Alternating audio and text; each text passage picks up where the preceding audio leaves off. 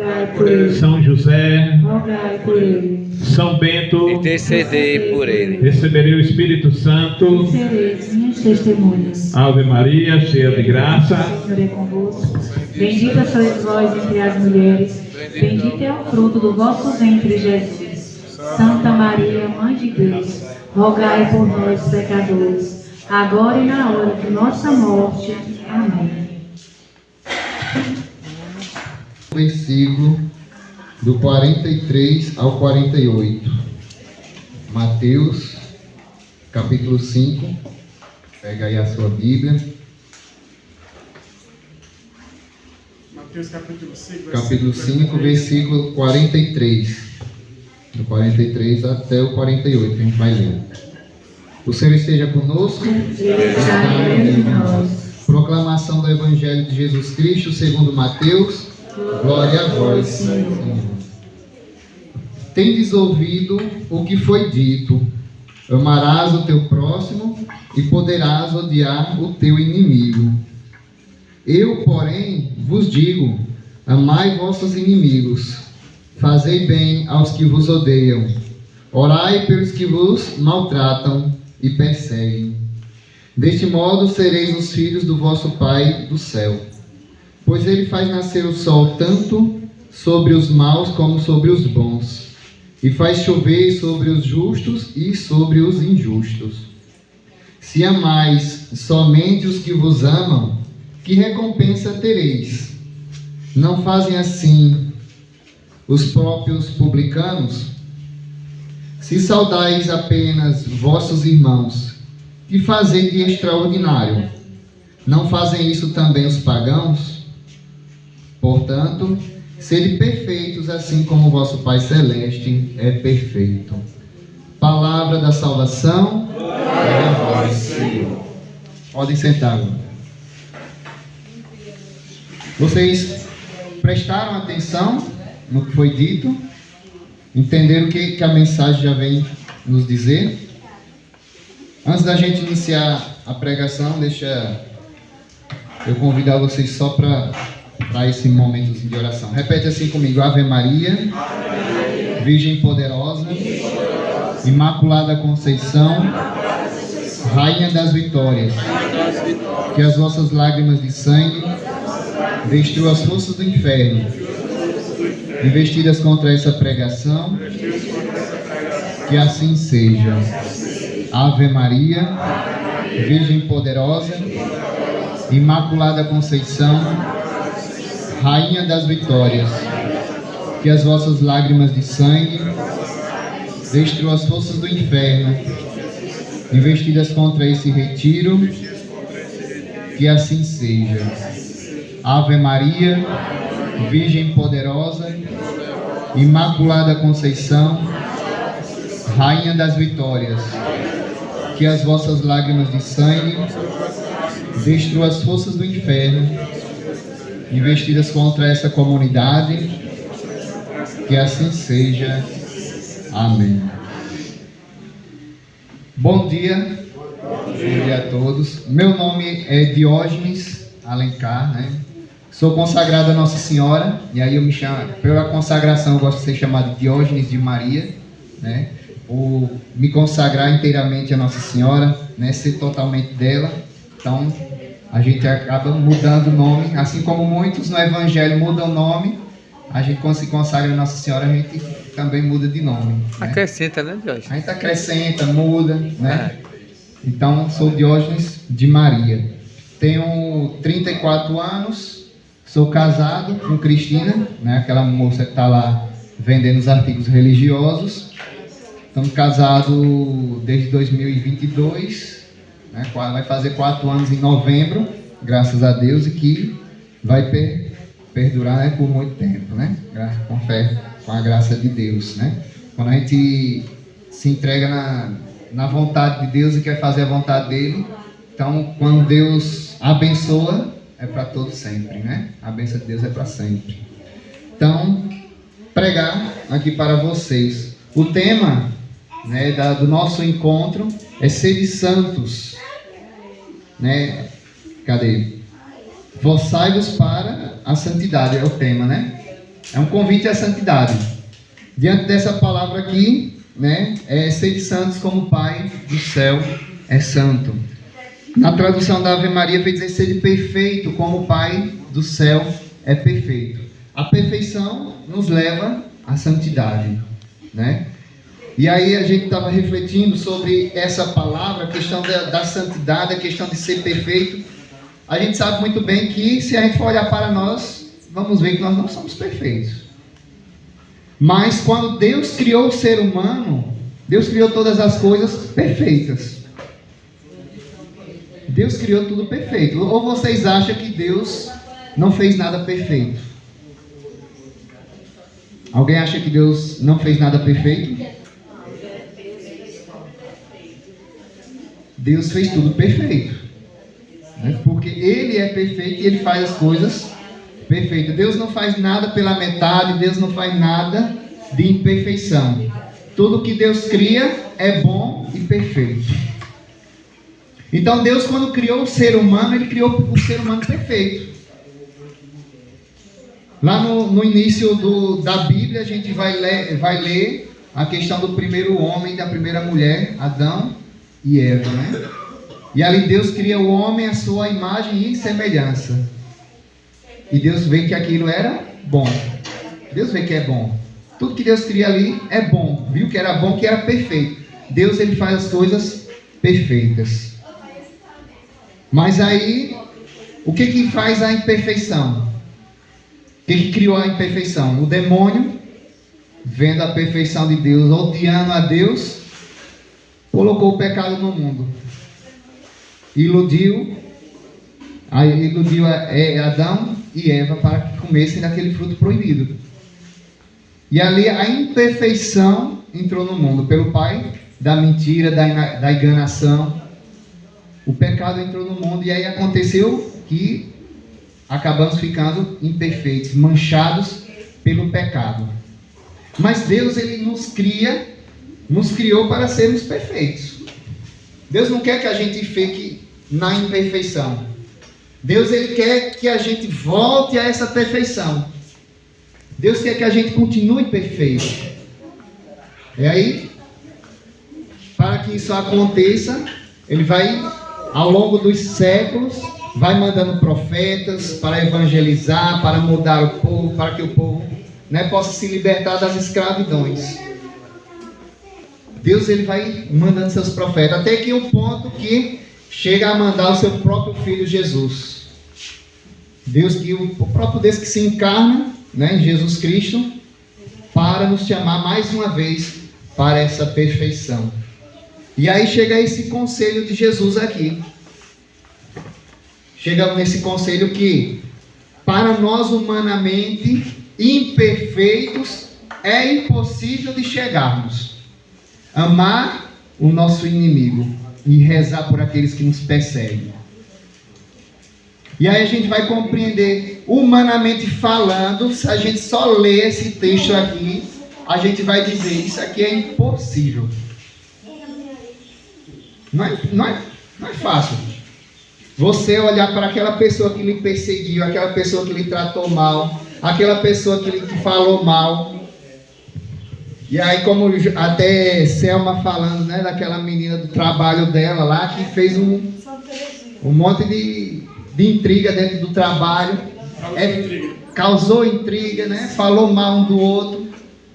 É fácil amar uma pessoa que está lhe casando mal ali naquele ambiente do seu trabalho? Não é fácil. E aí eu não falo somente na questão do trabalho, mas na realidade de cada um de vocês. Vocês sabem onde é que tem pessoas problemáticas. Vocês sabem, às vezes até dentro da própria família, aquela pessoa que você diz, esse eu não vou amar de jeito nenhum. Eu odeio esse fulano. Eu odeio, né? É porque cada um tem isso, tem de ser, né? Eu estou aqui falando humanamente. A palavra odeia o pecado maior do mundo. É verdade. Mas Nunca deixar se odiar, porque teve pessoas que me fez eu sofrer muito dentro do meu casamento. então, Teve pessoas que mais eu pedi tanto a Deus que nunca deixasse eu criar ódio dentro do meu coração. Porque a senhora, na presença de Deus, pediu para que isso não acontecesse. Pediu e perdoei. Perdoou. Porque era pesado você ter seu esposo vir outra e tomar. É uma família unida que minha família é. Não é brincadeira. Mas eu pedi tanto a Deus, eu rezava de joelho e pedi a Deus, não deixasse eu odiar aquela mulher. Porque no se a coração gente não perdoar, sabe da se a gente dor, não da perdoar, mágoa, viu? né? Se a gente não perdoar, a gente não é digno do reino de Deus, não. Exatamente. Então a senhora agiu não humanamente, mas conforme a vontade de Deus. Deus que deu força. Só Deus sabe o Né? que eu passei, minha Deus família sabe. passou, mas eu não quero intriga com ninguém, porque se eu disser uma coisa aqui, Deus está vendo o que eu estou falando lá no céu, lá do alto, Deus está vendo. Deus sabe. Eu não quero dizer coisas para magoar as pessoas ou levantar calúnia uma pessoa antes de eu falar, Deus já sabe o que eu vou falar. Por isso que eu tenho medo dessas coisas. Eu tenho muito medo. Mas olha, entenda, veja bem, nós que estamos caminhando na igreja, nós não estamos buscando coisas humanas e nem terrestres. Nós estamos buscando as coisas que vêm do alto, coisas que o mundo não entende.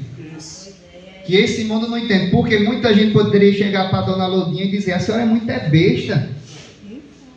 Porque a voz do mundo, a voz dessa terra diz isso. Você é muito besta. Você é um otário, né? Você deixa passar, né? Mas a gente, quando está na presença de Deus, que quer ser, né? Quer ser de Deus, a gente aprende a perdoar o irmão, aprende com dor até amar o nosso inimigo, né? Ei, o demônio, ele sempre, sabe, fica tirando, Ele está sempre, girando no teto. Ele está todo tempo ali para nos enganar, para que a gente possa exercer o ódio, que a gente se altere, que a gente saia, né, da nossa normalidade, que a gente destrua o outro. Isso é que o mundo oferece, isso é que o demônio oferece. Como é que é chamado? Ele veio para matar, roubar e destruir. Ele só quer destruição. Chegou até a pessoa dizer assim: por que tu não vai lá e não dá uma pizza? Aí eu disse: eu tenho minhas convictas, porque eu pego Jesus vivo na Eucaristia e vou levar as pessoas que precisam, que Deus ama, e eu tenho certeza que Deus não quer isso para mim. Pois é. Dizer, porque quando a gente é ministro, que nem eu trabalhava na igreja, ia levar Jesus Cristo às pessoas que precisavam, eu ia me sujar, eu abria na porta do sagrado para pegar Jesus vivo da Eucaristia. Exatamente. E a gente... E saí do trabalho, ainda trabalhei, foi 28 anos no ministério de levar a comunhão aos doentes. E depois a minha saúde.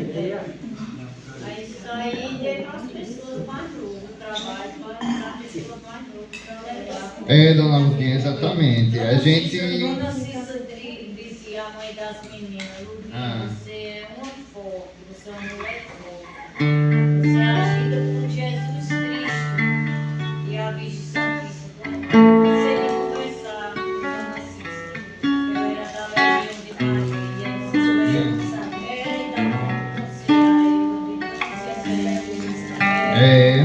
Mas Dona Lourdinha é uma mulher guerreira, um exemplo, né?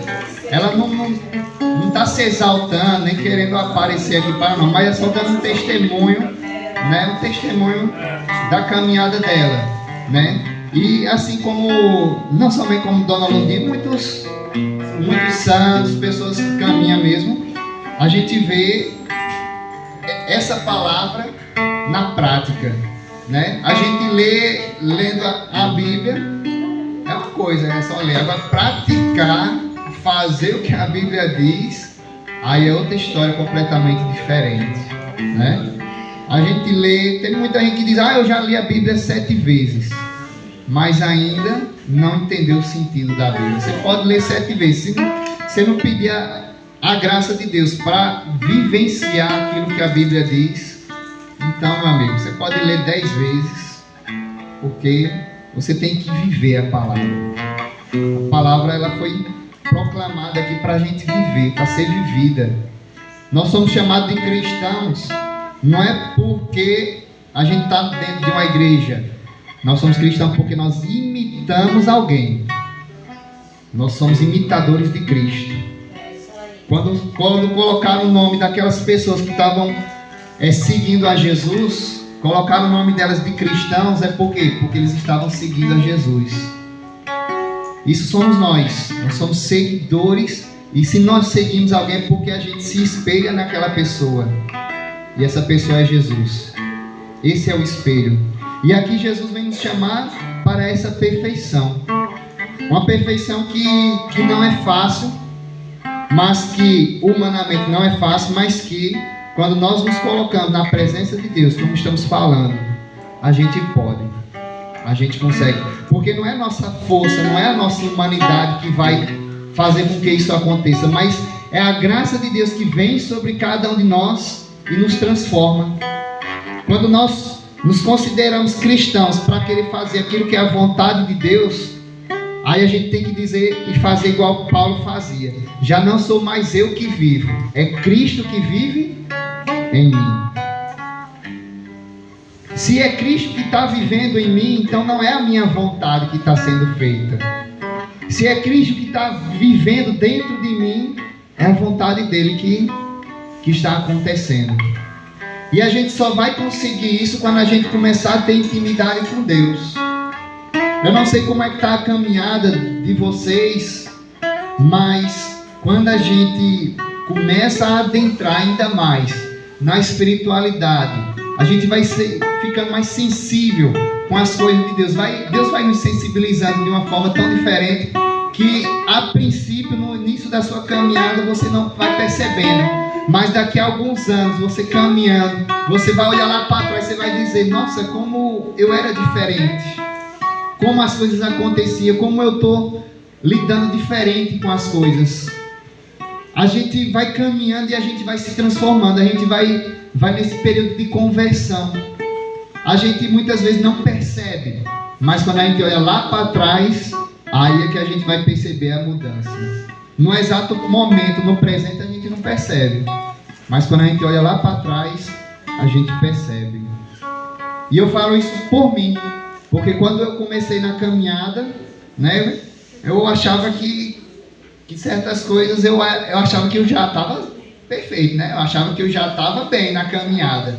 Mas quando eu olho para os dias de hoje e que vejo lá atrás e vejo algumas mudanças que eu fiz, eu falei: nossa, naquele tempo eu achava que eu já estava bom, mas agora eu estou melhor. Deus me mostrou.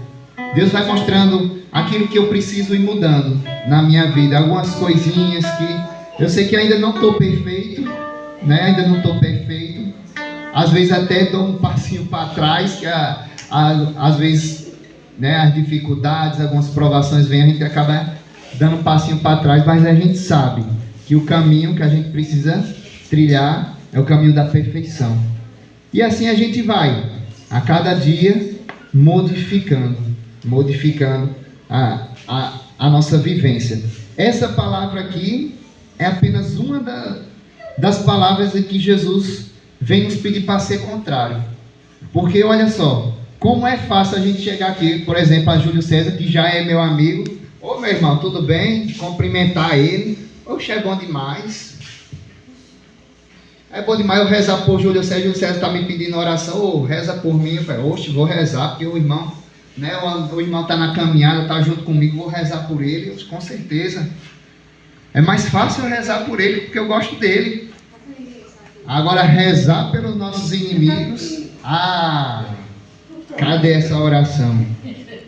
Cadê a oração por aqueles que nos perseguem? Sabe a sua história, né? Tem gente da igreja que eu já conversei, que está na igreja caminhando, e ela falou para mim: eu estou com uma raiva daquela pessoa, eu não quero nem saber dela. Eu falei: ô minha irmã, eu sei que é difícil aquela pessoa, mas reze por ela. Ela: rezo nada.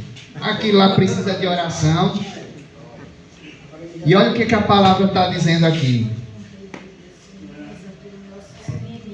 Talvez a irmã não conheça essa palavra. Mas nós que estamos aqui, quem não conhecia, agora está começando a conhecer a palavra. Então eu já acredito que vai sair daqui já com uma outra atitude. Não é a palavra de Diógenes, não sou eu que estou dizendo.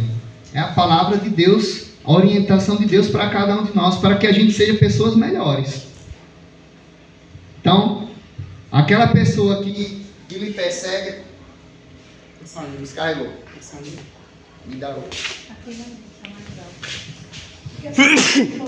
Bota para carregar. Então, aquela pessoa que fala mal de você, aí é que você tem que rezar por ela. Porque se você não quer mais ser perseguido por aquela pessoa, que tal aquela pessoa mudar de vida? Porque se aquela pessoa mudar de vida, não vai ser melhor para você, que ela não vai mais lhe perseguir?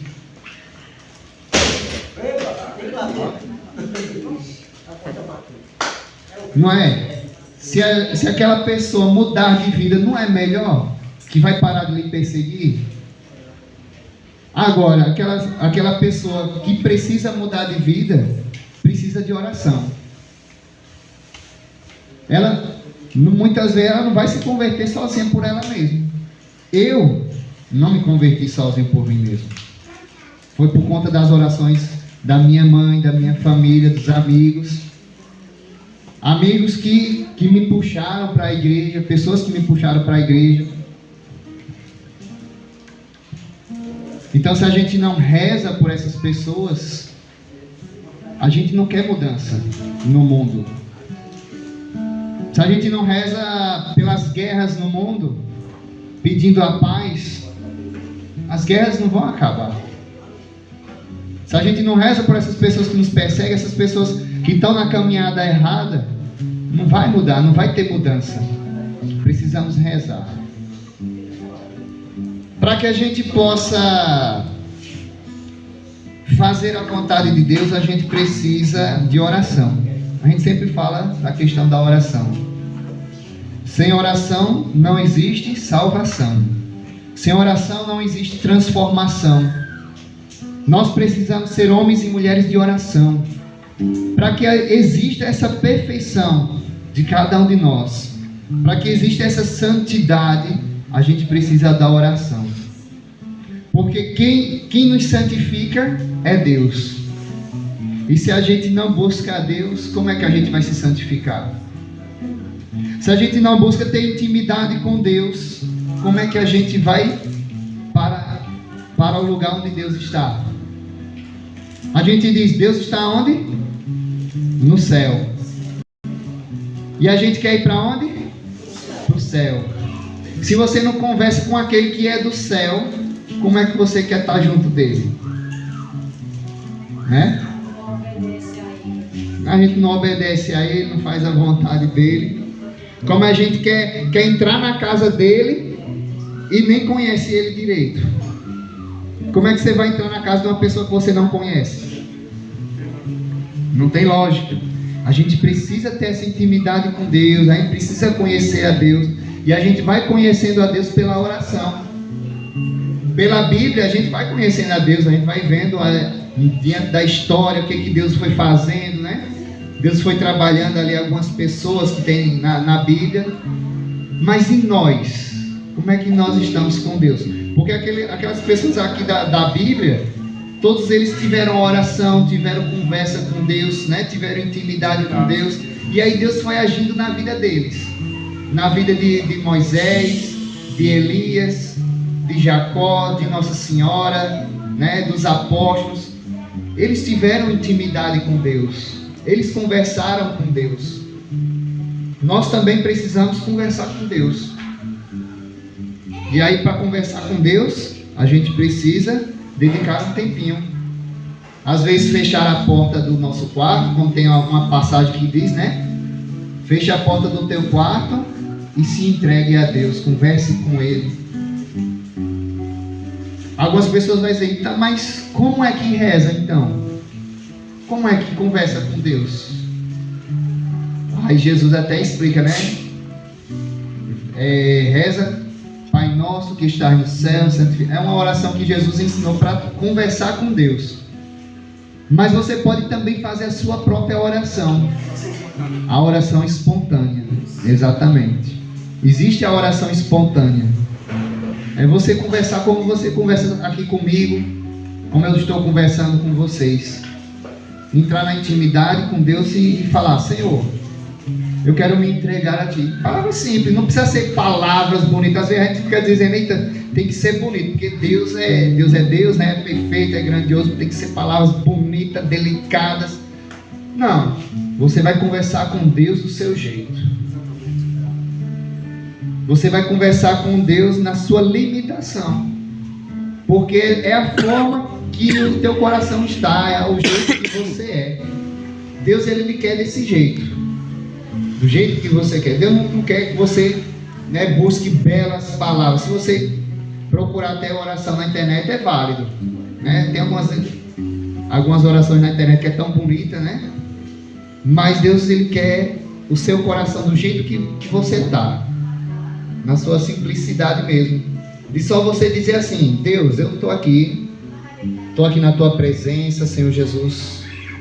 Se estiver na igreja, eu estou aqui diante do teu altar. Eu quero te pedir bênção sobre a minha vida. E eu quero dizer: Senhor, eu estou com o coração aqui magoado, estou aqui triste. Minha família está passando por tal problema. E eu estou aqui, Senhor, implorando a Ti, tendo intimidade contigo, Senhor Jesus, porque eu sei que Tu pode. Palavras simples. Eu sei que Tu és poderoso, Senhor, e que eu sou pequeno. E por eu ser pequeno, eu preciso da Tua ajuda. Preciso da Tua ajuda, preciso do Teu auxílio, porque eu sei que Tu pode, Senhor Jesus, me ajudar. Eu falei palavras bonitas aqui? Não. Eu acredito que não. Falei palavras simples. E a oração é assim, palavras simples. Se coloque na presença de Deus e peça a Ele que possa tocar no teu coração. E aí você vai colocar justamente isso aqui: oh meu Deus, aquela pessoa é tão difícil, tem me maltratado tanto. Eu quero colocar aquela pessoa, Senhor Jesus, que falou essas palavras malditas, esses palavrões. Quero colocar na tua presença, Jesus. Toca no coração daquela pessoa para que ela mude. Oh Jesus, tenha de piedade dela, porque ela não sabe o que fala. Jesus, essa pessoa falou, fez essa desgraça toda. Oh meu Deus, tenha piedade dessa pessoa, Senhor. Tenha misericórdia dela. Muda o coração dela, Jesus. Muda o coração dela, porque essa pessoa está causando essa discórdia aqui na minha família, está causando essa discórdia no meu trabalho. Muda, Jesus, o coração dela. Toca, Senhor Jesus, o coração dela. Toca no meu coração, que estou me sentindo aqui triste, magoado por essas palavras. Oh Jesus, não deixa que essa mágoa cresça dentro do meu coração. Não deixe que esse ódio se transforme em algo pior, meu Deus. Quando a gente não tem Deus no nosso coração, a gente só quer destruir o outro.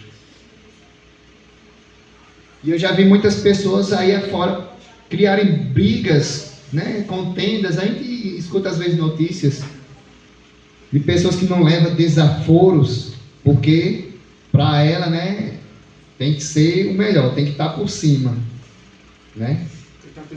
Tem que estar pisando nos outros, né?